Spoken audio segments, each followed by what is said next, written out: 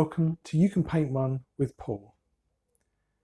This first course is all about getting started with oils, and it's designed just to get you over that area of your painting when you walk into an art shop for the first time. You're just a huge wall of paints and brushes and canvases and bewildering amounts of kit. Do you need it all? Do you need some of it? Any of it? Well, hopefully I can walk you through the process of what to buy, how to set up, and how to create an environment where you can create your own paintings. I'm going to take you step by step through the various things that you should get, maybe some things to think about buying at another time, and where you can save some money, because it's no good if it's going to cost you a fortune. But let's start with the very first subject. What should I paint on? And that's where we're going to go into looking at canvases. Now, I've assembled some canvases and I've brought some samples of things for you to see. And the very first thing I'm going to look at is something you should be familiar with if you've looked at paintings, and that's one of these. It's a stretched canvas. This one's by a company called Loxley. It's a UK company, and it's a typical sort of canvas.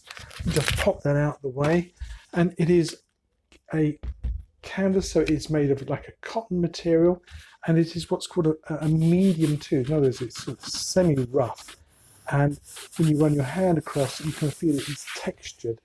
And the back of it, pull those off, as you see, it's got a wooden frame. These are called stretchers, and what it is, it's stretched canvas. So in other words, it's under tension and it has a lovely bounce to it. So that's a canvas, and some of you'll probably see in art shops quite a bit. There's an alternative to that, and that's these, and these are canvas boards.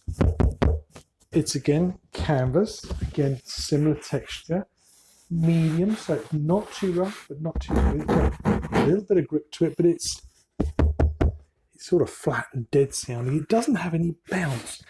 These are very useful for doing certain sorts of paintings on, but they can be tough to get a good result sometimes, depending on what you're going to paint. There are things called canvas paper, and that is just pre-formed sheets of paper. They're slightly textured and they should be primed, and again they're very useful for doing practice work on, but they're single use and you can't redo the painting on top of them. You can't wash anything off. With these canvas boards, same sort of thing, you can't really clean them very much. So what about stretch canvases? Well, these are very tough. Usually if they've been well primed, you can paint on them, you can wash them off, you can take the paint off when it's still wet, you can use a solvent to wash them off, you can even clean them when they're completely dry. And I'll tell you about that later on, so you can resalvage some of your canvases. The other option I'm going to introduce you to is the idea of making your own. Pop those on the floor. And this is a canvas I made myself. And it's a combination of bounce and paper. And if I show it to you on edge, I just lift that up for you can see that there's actually a paper stretched over a canvas. And this is lining paper, the sort of thing you would get from a decorator's shop. It's heavyweight, it's quite thick, and I've put it on a canvas so I've got a nice bounce to it, and I've given it some coats of acrylic paint. These are cheap to make, they're disposable, you can use them for practice, you can save a painting on here, you can take it off its stretcher bars and store it, and it's an all-round great way of learning to paint without blowing the budget too much. So I'm going to do a little canvas. I'm going to show you how I made this canvas. I'll get set up and I'll swing you right round into position. Okay, so let's turn this used canvas into something we can paint on again. We can save ourselves some money, and it doesn't matter if we get something wrong, then we can keep this one and recover it again and go again. So I've got a nice roll of lining paper here, as you can see. It's a big roll. They cost just a few pounds, or if you're in America, just a few dollars. And this is a heavy weight. It's really heavy card type lining paper, and it's perfect for what we're going to use it for. I've got Mr. Tape Dispenser here helping me out. I'm just going to pop my canvas onto there. and pop that tape dispenser over there to keep it down. I'm just going to line up my paper with the edge of my canvas, just at the bottom edge there. We slide it up, there we go. Get that in position and line it up down the edge as well. Make sure you get it as square as you can. And I'm going to just use a palette knife. This is a fairly blunt palette knife. I just want to score the paper slightly. So take it down the edge of the canvas and just run it along there. Just put a little score mark in the paper, and that'll help you crease the paper, and then you can cut it. So there you are. I've just taken the canvas out of the way and just pushed the paper up, and you see that there's a little crease there in the paper. You can just simply run my hand along it now and make the crease nice and strong. And it's simply a matter of getting the palette knife and slipping it along to separate the piece of paper we want from the roll.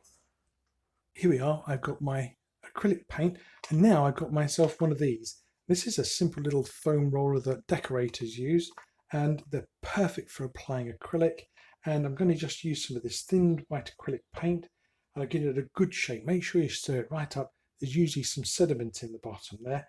So I'll just give this a nice, fairly generous coat of that. Set that down, and then just use your roller to apply a nice even coat.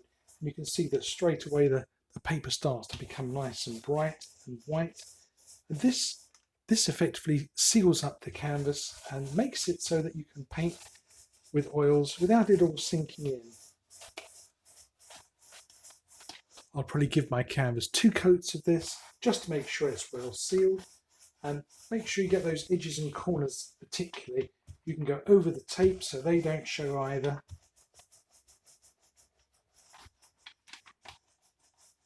Now, once you've finished doing all this, you've got a wet roller. So where can you put that whilst you're waiting to do the second coat? Well, I happen to have one of these. It's just a little sandwich bag, a self-seal sandwich bag. Just take one of those and pop your roller into it and just crush it up, squash it up, give it a little twirl around. That'll keep it safe. Just squeeze the air out.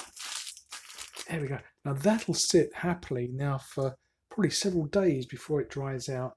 But if you're going to be keeping this roller for maybe weeks, then the other place to put it is in the freezer. Now you can take the arm off and just have the little foam piece. I keep a selection of little foam rollers in a drawer here, and these I put in the freezer, and they go very hard because this is a water-based paint and it dries quite quickly.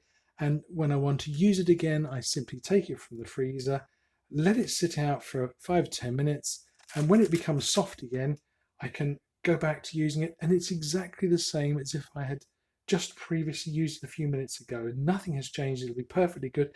And once you finish using it, back into the freezer again, it'll go hard and it'll stay perfectly good for the next time you use it. Here's my roller, and I'm going to just simply give it another good coat of white. And make sure you make a nice even distribution of paint. If you get any little bits like this coming off, you might get little bits of skin coming off. Just pick them off with your finger. And go right to the edges, right to the corners. And I promise I'm not going to make you sit and watch paint dry. But I'm simply going to finish this off with some nice long strokes. And you can see when you're doing that, you see you're creating sort of a texture on the surface. Try and get the light to shine on that for you, but you're creating a lovely sort of textured surface on which you can paint. It's well sealed, and your oil paints will sit nicely on top of this, and you can enjoy painting on this canvas. And once you finish with it, you can simply use your palette knife. This is what I do, and I simply slide my knife under once I finish the painting, it's dried, and I just simply cut through the little tapes. And then I can keep this to one side, and I can store all my paintings, and I'll show you some of the ones I've painted in the past on paper. Let's pop that back in its little plastic bag. So let's have a look at the ones I've already painted on paper. So here's a selection of paintings which I've done on paper. They've been painted and left to dry on the canvases, and then I simply got my palette knife and I just slipped my knife under the paper and just cut through the tape to remove them. And now they're dry, they can be stored. As you can see, all painted on paper. You can see there's the tape still on this one where I cut it off and I just folded the tape back on itself. As you can see, perfectly good. You can paint on these just as well as you can paint on a canvas. In fact, you can use them twice. 1, 2. So you can even paint on the backs of these. Get yourself a little bit more painting experience. That's a rather nice painting, isn't it? It's a monochrome one, blues and greys. So I hope you found this interesting, and I hope this will save you some money. Just think, the amount of money you save on this will pay for one of your courses. So I hope it's been useful, and I'll be back in just a few moments with some more tips on what to get for your paintings.